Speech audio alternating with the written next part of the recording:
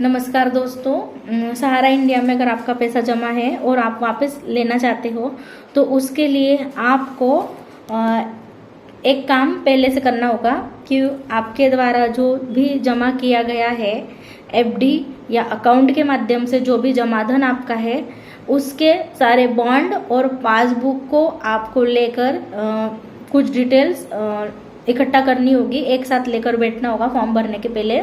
और टोटल जमा धन जो है बॉन्ड के और पासबुक के माध्यम से उसके आवेदन आप लगा सकते हो, क्योंकि सहारा क्रेडिट कोऑपरेटिव सोसाइटी के अंतर्गत जो खाते खोले जाते हैं और एफडी होती है 1.5 साल से 2 साल की एफडी जो होती है वो सहारा इंडिया क्रेडिट कोऑपरेटिव सोसाइटी के अंतर्गत होती है। और सहारायन यूनिवर्सल मल्टीपर्पज सोसाइटी के अंतर्गत जो होती है 3 साल 4 साल वाली जो एफडियां होती थी वो इसके अंतर्गत आती है।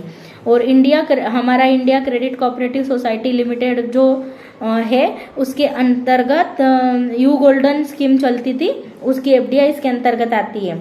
और stars multipurpose cooperative society limited के अंतर्गत स्टार 2 वाली एफडी आती है। तो आपको पहले अपने बॉन्ड अपने पासबुक के ऊपर देखना है कि आपने जो खाता खोला था या फिर जो एफडी की थी वो कौन सी स्कीम के अंतर्गत आती है, तो वो पहले सही से ध्यान देख लेना है। दूसरी चीज आपको ये देखनी है कि आपके पास जो डॉक्यूमेंट ओरिजिनल है या नहीं। अगर आपके पास ओरिजिनल डॉक्यूमेंट है तो ही आप इसमें डिमांड कर सकते हैं। एक जमाकर्ता एक ही बार डिमांड कर सकता है, उसके बाद में आप डिमांड करने के चांसेस कम है। तो इसीलिए एक जमाकर्ता के पास जितने भी डॉक्यूमेंट है, जितना भी आपने निवेश किया है वो सारा लेकर बैठे फॉर्म भरने से पहले। दूसरी चीज सदस्यता संख्या, आप सबसे पहले आपके डॉक्यूमेंट्स को देख लीजिए कि उसमें मेंबरशिप नंबर कहाँ लिखा है, अकाउंट नंबर कहाँ लिखा है, सर्टिफिकेट का नंबर कहाँ लिखा है, मतलब प्रमाण पत्र नंबर और पासबुक का नंबर उसमें लिखना है आपको।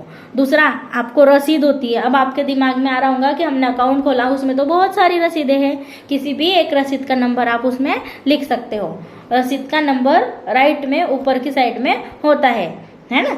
तो आपको ये चीजें ध्यान रखनी है। और जमा धन लिखना है, उसमें आपके द्वारा जमा किया हुआ पैसा कितना था वो आपको लिखना है। तो आप इस चीज का भी ध्यान रखें, टोटल अमाउंट। और खाता खोलने की तारीख, मैच्योरिटी तारीख नहीं लिखनी है, खाता जिस तारीख को खोला गया था वो तारीख आपको लिखनी है आपका। उसके बाद में ये सब लिखने के बाद में आपको दावा, अगर जैसे एक दावा करना है या अनेक दावे करने, वो आपको पहले से पता होना चाहिए कि मेरी 5 एफडी थी तो मुझे 5 दावे करना है, 2 अकाउंट थे मतलब 7 दावे हो जाएंगे।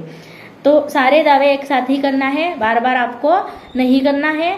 क्यू शॉप की जो एफडी थी उसका अभी यहाँ दावा नहीं कर सकते हो, तो क्यू शॉप के लिए वेट करने की आवश्यकता नहीं है। इन 4 स्कीमों में मतलब सहारा क्रेडिट कोऑपरेटिव सोसाइटी में सहारायन यूनिवर्सल मल्टीपर्पज सोसाइटी और हमारा इंडिया क्रेडिट सोसाइटी और स्टार्स मल्टीपर्पज सोसाइटी के अंतर्गत अगर आपकी कोई भी स्कीम में आपने निवेश किया है सहारा इंडिया में तो आप दावा जरूर करें और जल्दी से जल्दी दावा करें, ताकि 5,000 करोड़ जो निवेशकों को मिलने वाले हैं उसमें आप भी हो सको। धन्यवाद।